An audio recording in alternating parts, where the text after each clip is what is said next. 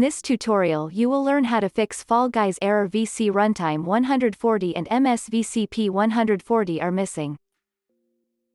First, open the link that you'll find in the description of this video.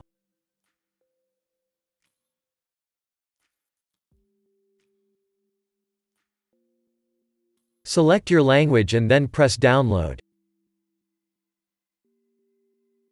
Select both files. Press next. Save the files.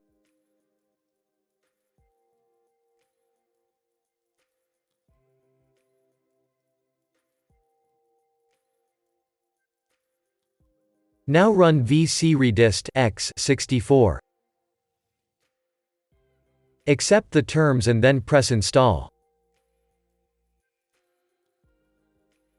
Press yes.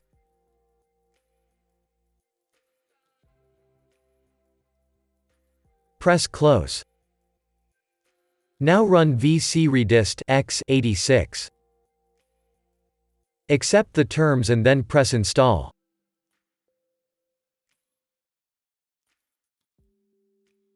Press yes. Press close. Restart and your problem should be fixed.